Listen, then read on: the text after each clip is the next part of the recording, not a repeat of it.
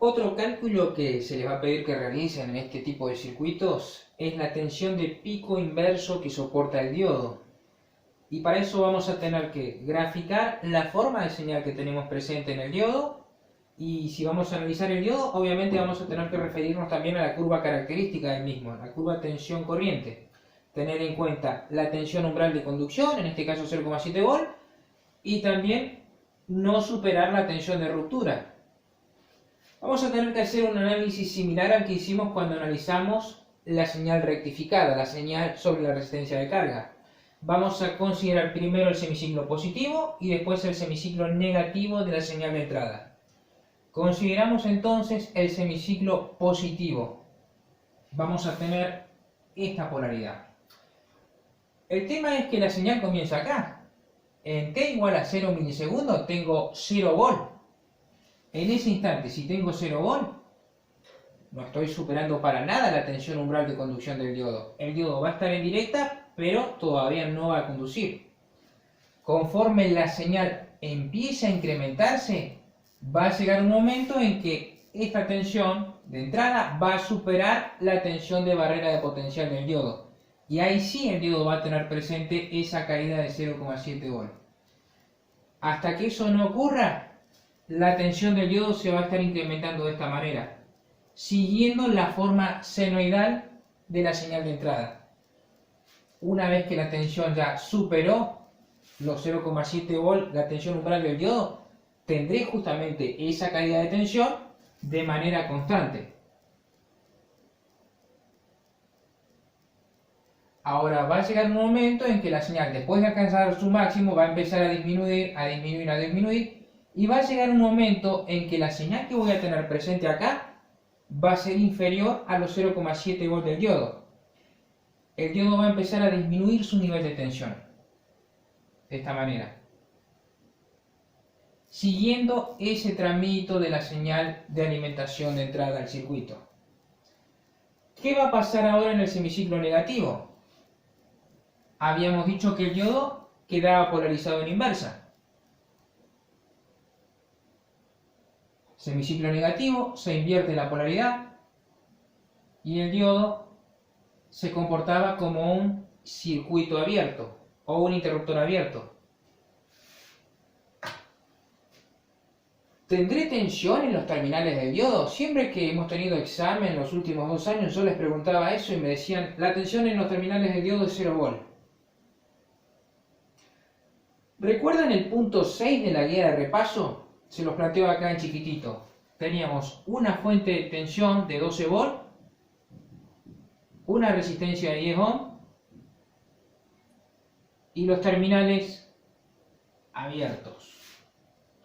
Les pregunté este circuito, punto 6 de la guía de repaso. ¿Tengo circulación de corriente? Obviamente no, el circuito está abierto. Lo mismo que pasa acá. ¿Tengo caída de tensión en la resistencia? Y no, porque no hay corriente, la tensión es 0 volt. Lo mismo que pasa acá, 0 volt.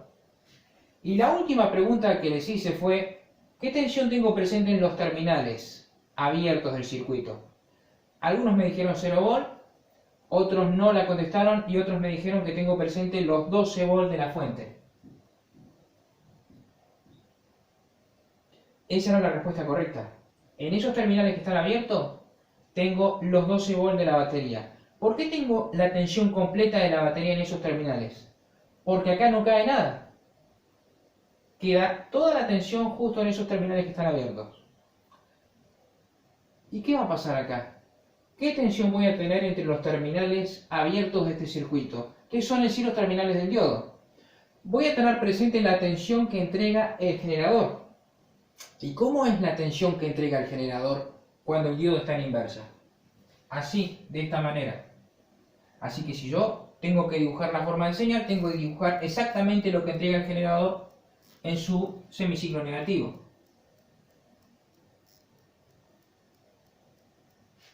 Esa va a ser la señal.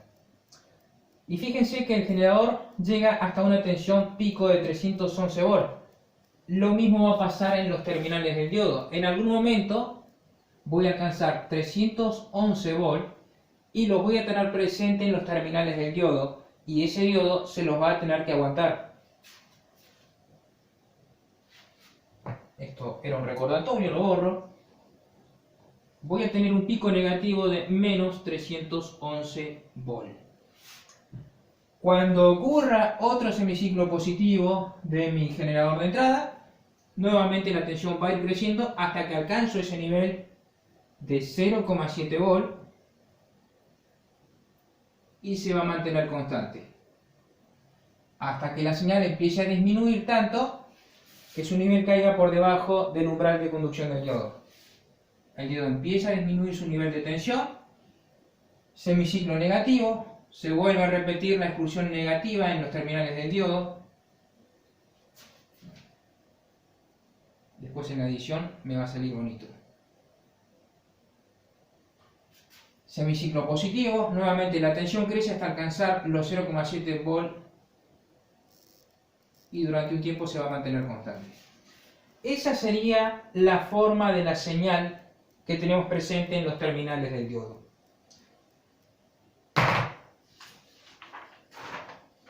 Otra especificación del datasheet que habíamos resaltado era el voltaje inverso de pico repetitivo, que para el 1N4007 llegaba a los 1000 volt. ¿Por qué le llaman voltaje inverso de pico repetitivo? Por esto. Estos son picos de tensión en inversa para el diodo y que son repetitivos, porque estamos trabajando con una señal periódica. La tensión de ruptura del 1N4007 es de 1000 volt. Y este diodo se va a estar aguantando picos de 311, acá tendré 500 por acá. Así que en este punto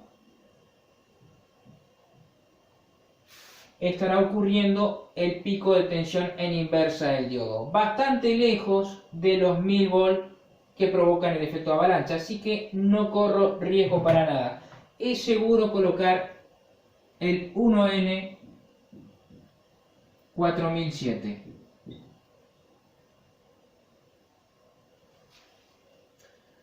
Vamos a la ecuación entonces para la tensión de pico inverso o pico inverso de voltaje.